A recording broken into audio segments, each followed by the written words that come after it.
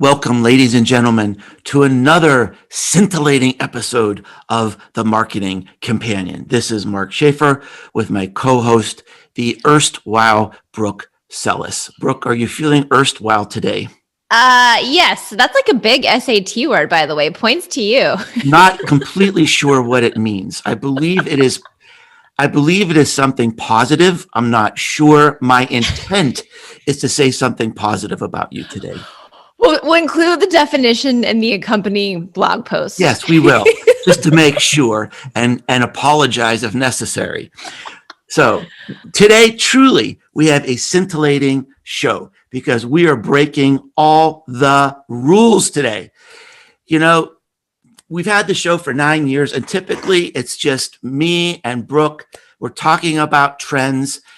We have not had a guest on this show, other than maybe if I was sick or Brooke was sick. We haven't had a guest on the show, I'm thinking, for at least 5 years. But today, we're breaking the rules because we have Raja Rajamannar with us today. He is one of my marketing heroes. He is the CMO and Chief Communications Officer for MasterCard. He is also the president of their healthcare division. He is the author of a new book, Quantum Marketing, which I have read and I warmly recommend. And my heart is just a little pitter-pattering today because I get to talk to this man who I admire so much.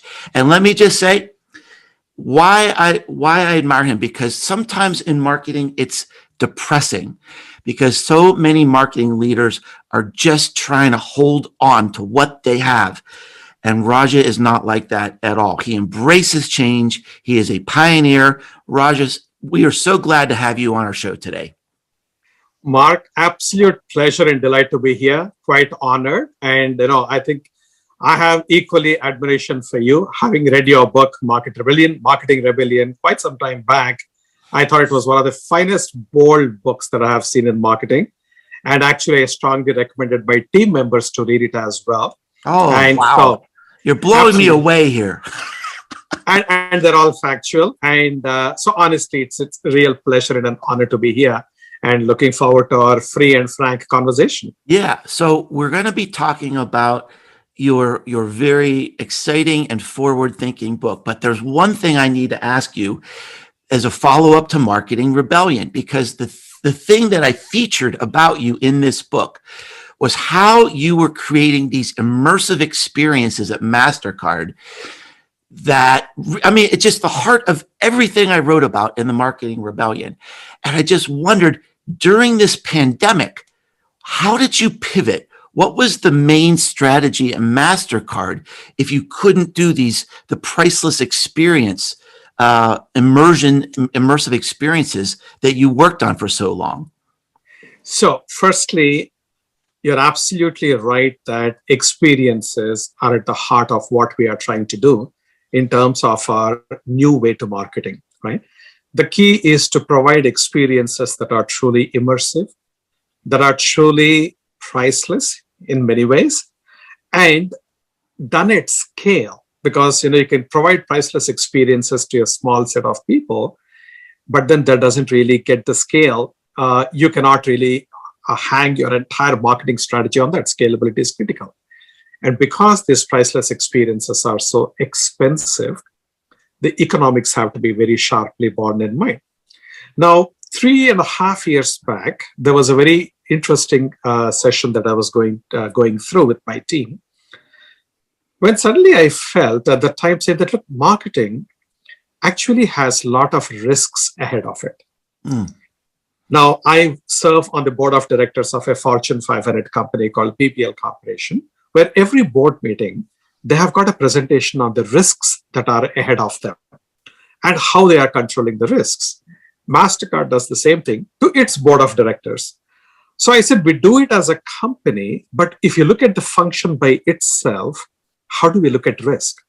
So I said there is cybersecurity risk, there is reputational risk, financial risk, brand disintermediation risk, talent risks. There are so many risks. How do you really capture all these risks, put some kind of a matrix around it, and then how do you manage it in a thoughtful way? So I created a new function within marketing called risk management. Fast. And I asked my CFO to take on this role of risk manager for the entire function, marketing and communications. So she started putting it together. And then we actually said, oh my God, marketing has a ton of risks, which you are not consciously always aware of. And we said, okay, let's have contingency plans that should a risk materialize, what will we do? How can we cut over without missing a beat? Thank God we did it, because we had all the building blocks. We never anticipated the pandemic. But when the pandemic happened, we did not miss a beat, because we visualized a scenario where people will not be able to have physical experiences. So what do? So we planned for digital experiences. The digital experiences, like for example, take a scenario. If you are a big fan of Messi in the world of soccer, now he is world's number one. He is our brand ambassador. So we actually have meet and greet behind the scenes, before the game, after the game, or in between, take a selfie, get some autographed stuff, say a couple of words. And then that's like life-changing for a fan of Messi. So we said, no, we cannot do it because of social distancing and the lockdown. Then can we get Messi into your home? And he can have actually that same chat with you as he would have. And we will follow it up later by sending you the autographed soccer ball and whatever memorabilia that we want to give. And we record the whole conversation, professionalize it, so to speak, send it back to you. So instead of you taking your own selfies, we are actually recording the conversation for you and sending it to you.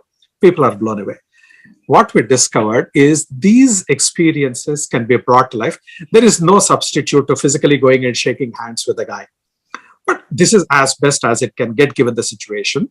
But what we discovered is the economics are so much better. So in the past, if I could give X number of experiences, now I can give for the same money almost 18x experiences. Wow. 18. Correct. Because the price is so dramatically reduced thanks to the digital technologies. The other interesting thing is, from a consumer point of view, the affordability shoots up. So for example, I'm a fan of, again, I'm giving the example of Messi to just continue. So I'm a fan of Messi, and I'm located in India. Now, if MasterCard provides that experience, I would love to do it. But how do I travel to Argentina or wherever the UEFA Champions League match is happening? So now I'm very enthusiastic in India that Messi will come into my home. I'll have my whole family members, my friends, everyone sitting with me in the drawing room to witness the event. And then Messi comes on the screen and then interacts with me. That is mind-blowing for them. So we started reimagining how these experiences have to be in a digital medium. And as I said, it is definitely a notch below physical experience, but still, this is the best that we could do. And it's really giving us a terrific momentum. Thank God. That's wonderful.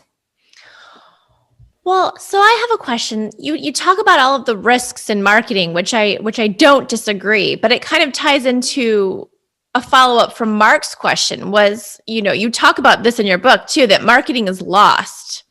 So if with all of these risks, with marketing being lost, with having a similar theme in Marketing Rebellion about the sluggishness to adopt tech, the inability for marketers to connect to outcomes, the very narrow view that some people have of marketing, it's kind of no wonder that CEOs have lost faith in marketing. We have access to all of this information and more insight than ever, but we're not completing the path, right? So what would you say is keeping the status quo intact right now? Actually, the status quo is not being kept intact. Marketing is eroding continuously. Oh my. The credibility and gravitas of marketing is going down. There is no question about it, right? Anyone can throw any stones at me on this, but I stand by what it is. I'll give you why specifically I say so. On the one hand, I interact with a number of my CMO peers, and we share amongst ourselves the miseries that marketing as a craft is going through and why. Number two, most importantly, there are a lot of surveys which were done amongst CEOs. More than 70% of the CEOs have said they have little or no faith in their marketing teams and in their CMOs to be able to drive the company's growth, which is the number one priority for the CEO. Now, if marketing is not driving growth, who are they supposed to turn to? So they are bringing a new breed of growth drivers. They call them chief growth officer, chief revenue officer, chief customer officer. Now, if you take revenue growth and the customers from marketing, what is left behind in marketing? Some fluffy, creative stuff that you're doing on the side? That's a disaster, right? So marketing is in an existential crisis. I'm not trying to be sensationalist. I'm being absolutely matter of fact, and I'm distressed about it because that's not what marketing is meant to be. And the third thing I would say is marketing. In the old days, since Philip Kotler has talked about the 4 Ps of marketing, most of the marketers today don't handle product. There is a chief product officer. Most of the marketers don't handle pricing. It's done by the finance or sales or product. They don't handle place, which is distribution. That's done by a different department. So marketing is barely hanging on to one of the 4 pillars. And many CMO roles are getting eliminated. And these are not some obscure industrial companies which barely practice what you might call classical marketing. These are companies like Johnson & Johnson. So when jobs are going off all over the place, when the CEOs they're expressing their lack of confidence. And when the CMO roles are being supplanted by the other roles that are coming, marketing is being fragmented. I know, what else do you need as proof to say that there is no status quo? It's actually on a declining path. That's number one. If I can just take a minute, if you think why we are in that state, when I look at marketing as how it has evolved, mid 1990s onwards is where marketing started losing its ground. That's because marketing, that was a pivotal moment with the launch of internet and with the launch of, or with the discovery of data analytics being imported into marketing. The classical marketers who are right brain thinking, who are qualitative, intuitive, they had fine judgment, they know psychology and all that, suddenly they have to deal from the left side of their brain, which is data, technology, analytics, which they were not comfortable with. Until late, many have not gone to that stage of comfort. Now, the other thing what happens is when technology and data are taking root, it democratizes the field. And particularly with the advent of social media, even tiny companies can effectively compete against large companies and give them a tough competition. So large companies particularly are under tremendous pressure. Either they're going and buying up their small companies, or they have to have strategies to fight against them. And small companies, because that's all that they do, they are very nimble, they're very agile. Whereas large companies have got a lot of legacy systems, which are not really cutting edge. They got a lot of baggage, they got bureaucracy. All these good things are there, unfortunately. Because of that, the company's growth is always under pressure. So when the CEO looks at his or her P&L, one of the biggest line items or expense items is A&M, advertising and marketing dollars. So they say, hey, I'm spending tens or hundreds of millions of dollars here. What am I getting in return for that? And why am I not getting growth? So what do? You call the CMO. And you talk to the CMO and say, okay, what am I getting? And if the CMO looks like a deer caught in headlights, they're done for. Because the CMO then says, so actually my brand awareness is going up, my predisposition has gone up, and my funnels flow-throughs have improved, net promoter score has increased. You have already lost the CEO or the CFO for that matter. Never answer a business question with a marketing answer. It looks like a fluffy, escapist kind of an answer. And when CEOs are increasingly seeing this, because marketers are not able to connect the dots between their marketing actions and the business outcomes, they're getting lost. And that's the crisis that we're in the midst of. Yeah, wow, that really just hits home to me. So thank you for that amazing answer. One of the big sections in your book, you talk about purpose-driven marketing, and you said purpose will become an indispensable part of the brand. I see this happening, and one of the things that I've written about is that marketers tend to flock to whatever's popular until they ruin it. And I think the next big thing is purpose. I see a lot of businesses really doing it wrong, and they are just flocking to something because they think that's what they need to do. So I'm wondering if you could comment on that, sort of the perils of embracing purpose. So I'll give answer from 3 different perspectives. Okay. Your point is spot on, and we already witnessed this flocking, trending, and to join the bandwagon, either to be politically correct or having the fear of missing out. So you want to do it. So if people suddenly say that, you know what, Black Lives Matter is very critical, you immediately join that movement. If you say small businesses are hurting, you need to help them, you join that movement. If you say frontline health workers are actually the heroes who are putting their lives at risk, so jump onto that. So whatever is the current trending topic, people are jumping onto that. That I call is an opportunistic pursuit of purpose. It is not being purpose driven. Purpose drivenness is not a fad. Firstly, the way I look at it, purpose, and this brings me to the second perspective, which is purpose is more a North Star for the company. You know what you want to do as a company. And that is a lot more than just getting good profits and returns for your stakeholders. It's about something larger than the company itself. Very few CEOs are actually embracing it in a wholehearted fashion. What happens is when you have a good financial year, yeah, you can afford to do a few philanthropic activities and say, this is my purpose. And we are a great company, and you write an annual report and give some speeches at the World Economic Forum, and life is good. That's not purpose, right? Purpose is something where you know what exactly you want to do. You articulate it crystal clear. What is it that you want to pursue? And then your marketing brings it to life. And it could be through cause marketing. Now, cause marketing should not be understood for purpose drivenness. You can follow it. If purpose is like a North Star, cause marketing is like a roadmap. So you should identify the causes which are most appropriate to your purpose, because that's whether it is crisis mode, good financial year, bad financially, your purpose doesn't change. You are going through that same direction. That is very critical. The consistency, the commitment, the energy behind it. Number two, you also have to make sure that you are embedding these causes into the core of your business.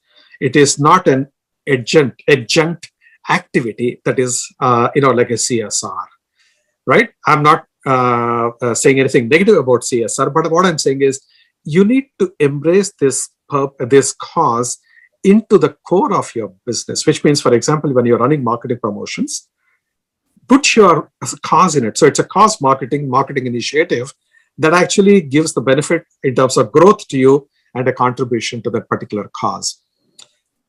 So this is the second perspective.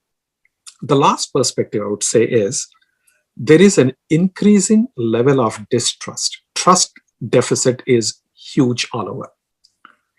The entities or the brands which are being trusted are the ones which are looking beyond their own well-being.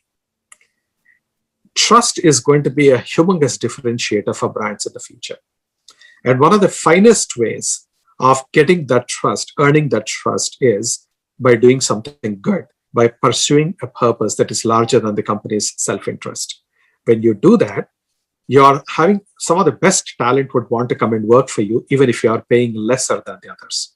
And surveys have shown, particularly amongst the millennials and the Gen Zs, they say, I need to work for a purposeful company, purpose-driven company. Second, your consumer base will be more loyal to you. They will actually shift their preference towards your brand, everything else being equal, right? So that's number two. Number three, put yourself this way. Before you are a marketer, you are a human being. Now I'm sitting at my table, about to have my lunch, for example, and I got a feast that is laid out on my table. And right in front of me in the same room, one hungry, lanky, starved kid is standing there.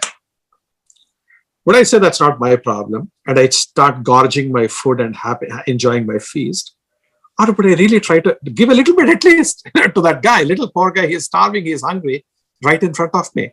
Now, that is the mindset that marketers have to adopt. They are blessed with resources. They are blessed with the science and art of shaping cultures. They have got network. They have got storytelling capability. How can they bring that prowess to really help society? Because you help because you can. Yeah, that's exactly what I've been preaching lately, that today marketing is not just being in a community, it's being of a community, especially now to really roll up your sleeves and get involved. So I appreciate that sentiment so much. Thank you. Well, I want to switch gears a little bit and talk about technology, because in the book, you provide a ton of amazing examples of how technology is going to transform marketing forever, right? And this is kind of the heart behind quantum marketing. You go through a huge list of changes happening now and what's coming. Is this going to impact companies of every size, or is this mostly a big brand trend? So for instance, should the local dry cleaner be interested in all of these changes or read your book? Or is this really for mid to large size companies? So one of the beauties of the imminent future is that technology and data will continue to democratize the marketing field totally. Okay? Companies will be competing on an equal footing across the board. So if you take the example of a small dry cleaner, that might be an extreme example, but a very good example. This dry cleaner, today, if the owner of the dry cleaner, so if he or she wants to move the business up, right? They don't normally have a website. They don't have rewards programs, right? Now, payment companies, they go and enable them for digital acceptance, digital payments acceptance. So you have got this point of sale terminal, either tap, swipe, or insert the card into the point of sale terminal, etc., etc. But payments are advancing so much where you can get into subscription. So think of it. If I were a small marketing consultant, or I'm a big marketing consultant, doesn't matter, and I go and offer this plan to the laundry, you say, look, why should Amazon have a subscription and not you? Let me make a quick calculation for you and tell you how many actually people, how much are they using, and how are you collecting? In order to win them, can you give a subscription service to the people? It's okay. You can actually have 25 pieces of whatever the clothing that you would want. We don't care about the combination. And you can do it for $100 a month. Right? It'll stimulate demand, and it can do it. But does that small setup have the capability to track and monitor and do all that stuff? No. Is a business going to be formed soon somewhere? Even after I have said it, probably somebody will pick up the idea and say, hey, here is a great thing, let's start a new business. But some Silicon Valley kid, and I say kid very affectionately because my son is of the same age group. So these kids are so enterprising, they can just start one and say, here is a subscription plan. Now, MasterCard is doing something called digital doors, where all these small and medium establishments, small establishments as well, we help them get digitized. So very simple templates, they just put in a few data and they are live in terms of their website presence with high security and all that stuff. There are so many things that you can do for these kind of rewards. Now, for example, we're talking of local businesses being so critical, right? So what if we were to come, say I live in a place called Indian Hill in Cincinnati. So if we collect all the neighboring stores in Indian Hill and say, okay, the people residing in our neighborhood should be shopping in our neighborhood. Can we have Indian Hill rewards where every one of them is a coalition member? And can some young kid run the program for a small fees? And will those come small, like then the mom and pop stores, which is selling groceries or vegetables, then they're going to give competition to the big ones like Kroger's or Amazon's, Whole Foods or whatever else it is. The farmers markets. How do you digitize farmers markets? How do you make sure that there is home delivery available for them? Now, in the past, a large company can have its own home delivery mechanism. But thanks to companies like Instacart, it doesn't matter, right? So there are so many things that a small, what you call laundry or a dry cleaner can do. It is very exciting. I tell you, this is going to be, I keep telling my team, it's like being Alice in Wonderland. There is no better time to be in marketing than today. It's very inspiring, very exciting, full of possibilities, largely driven by technology, but you need creativity and innovation to connect the dots and make some magic out of it. I couldn't agree more. You know, I often tell people, especially even during the pandemic, that it's a sad time It's a horrific time for so many people, but from an academic standpoint, what a fascinating time to be alive as a marketer. One of the commentaries you had in the book that hit very close to home for me was some of your comments about marketing education and the crisis in marketing education. I can confirm this firsthand.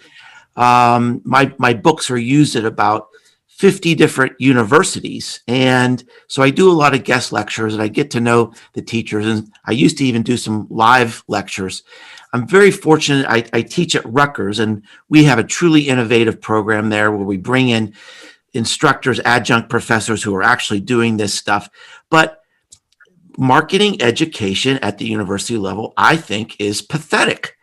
So what's the answer? This is the thing I've been sort of struggling with. Do you have any ideas on how we get through this? Yeah, in fact, I gave this a lot of thinking, and I had major discussions with many professors at different colleges, including my own alma mater, which is Indian Institute of Management in Bangalore in India. The problem, if you will see, there are two things which are happening. Number one, we are still teaching people about the 4 Ps of marketing.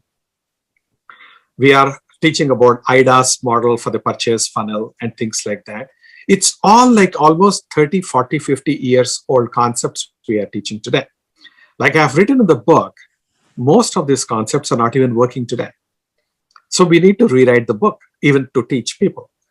Now, many of the professors have served in the industry before, but since the time they moved into the academia, the world has moved quite a lot. So my first thing would be to say that marketers have to collaborate closely with the professors. Now, I invited professors to come and shadow me for a couple of weeks. In every meeting, they just sit and they're observing and they're watching, because they need to know what a CMO's life is like today than at the time when they were in the industry. So get a complete understanding of what it is today, and ask me any questions, and I'll say why I have said this, what I have done, why am I even dealing with this issue, etc. So they can get that. Number two, we have to give the latest content, the case studies, to the professors, right? Which will give them enough ammunition to bring the concepts to life in a beautiful way in today's environment. And that's, I think, going to be very, very important. Like, for example, in the old world, probably people would have been horrified to share something which is current, which is as of today, to be made available to the universities, because you said this is a competitive threat. So you want to give information only 4, 5, 10 years back, because when you give that data, nothing can hurt you, kind of a feeling. But we went and we actually gave most contemporary sets of data to Harvard Business School, who made one case study, Yale Business School of Management, another case study, and there is a third one which is being written by a school in France, INSEAD. So we're doing a whole bunch of these case studies, and they have got the most current data that's there and most current strategic insight into the company's way of thinking and marketing specifically. So this is number two. Number three, unfortunately, marketing is not being perceived as a good profession to follow or to pursue by many students in colleges. ANA has done this survey among students, and marketing was rated below accounting and nursing. I don't have anything against accounting and nursing, but I was absolutely shocked when I saw that, because during the days when I passed out of my college, 36 years back, marketing was at the top. So if you're a valedictorian kind of a student, if you're a topper, as we used to call it, you gravitate to marketing, because that's where all the excitement is. It's fun, it's glamour, it's substance, it's creativity, it is analysis, and it's about people, it's about traveling. All good things were there. In spite of it, nothing of that has changed. Then why is it that it has lost its position and gone below accounting, which I think is as dreary and as dull as you can imagine? Okay, and then why would it be so? And one of the key things is, I think, because marketers are not interacting with students. In my days, and I love what you said, that you have people coming from the industry and giving lectures, adjunct professors, etc. That inspires people, because it gives them a sense of practicality and tangibility, as opposed to some theoretical frameworks which are sitting out there in the ether I think that interaction between students and the marketing professionals is extremely critical. The last thing is, apparently there is a consortium of about 225 colleges around the world, MBA programs around the world, which are right now going through a process of looking at their syllabus specifically for marketing. And that's something, in fact, I'm just about to get involved in to give my thoughts in, and then see where it goes. But, I think there is a need, and I think professors are recognizing it clearly, that it's time to update and reboot. So, kind of in that same vein, in the book, you take a very strong stance on marketers understanding technology better than they do currently, which I don't disagree with. But my big burning question there is, say you're me, right? I own a small marketing business. Do I hire a technologist, somebody who's already immersed in technology, and teach them the marketing skills that they need? Or do I keep hiring marketing talents and let them pick up the technical skills that they need to succeed? Which is it? So it's neither. Oh, okay. Tell me more. Yes. See, I don't know if you have already come across this concept of a part-time employee who works for 4 or 5 or 10 different companies in one particular area. So if there is somebody who is an AI, specialist or expert, there are enough number of AI experts who are out there who will come and actually work with you every single week. This is like the fractional ownership of holiday resorts in the past. This is the fractional ownership of talent, because not a single company can afford, particularly when they are small, to have these kind of people. Okay, you get somebody who's in AI, then what about AR? What about VR? What about something else that you're thinking of, holographic projections? You cannot, as a small company, keep going and hiring each one of these people. If you are like Leonardo da Vinci and are blessed with that high IQ and that versatility and aptitude, yes, I would say that you have to go and learn. If you're not blessed as much of IQ as Leonardo da Vinci, I would still say that you have to put every effort to learn at least enough to be able to ask the right questions. And when the questions are given to you, to make out whether it is substance or fluff, because there is a lot of spin in our field. Every person who comes out from the woodworks says, this is powered by AI. Now, I took a course on Coursera on AI. So therefore, I take pleasure. I say, okay, let's actually understand and unpeel this. So when you peel the thing at 2 layers, there is nothing below. It is just a sales spiel. So you need to know, otherwise you can get taken for a massive ride. So you need to know at least to that extent. And there are simplified courses. There is a lot of free courses, actually. There are beautiful programs on YouTube I have seen, which actually teach in a series, as to what AI is, if you tap into the right one, right? So you as an individual business owner of a marketing company, but you're in the small business category, you cannot afford to hire everyone, but you can afford to educate yourself, which you should. And number 2, look at fractional talent hiring. That's going to be the big trend. Wow. That is going to be a huge trend. I love that. I'm on board with that. Yes. Well, thank you so much. Just to respect your time, we'll need to wind it down. I feel like we're just getting going, but I wanted to end our time together with a quote from the book that meant a lot to me. You wrote, "The concept of loyalty will be completely transformed. New concepts that accept the indisputable truth about how consumers really see their relationships will come to the fore." And thank you for leading the marketing rebellion, because that is what that is all about. Raja, thank you so much for your wonderful book, Quantum Marketing. And thank you so much for being with us here today. Thank you so much, Mark. Really appreciate the opportunity to share a few thoughts. Would love to reconnect and then do this, or have just a chat or a meal over a meal sometime in the near future if you're coming to Cincinnati. And Brooke, very nice meeting you. And thank you very much. Both of you, please stay safe.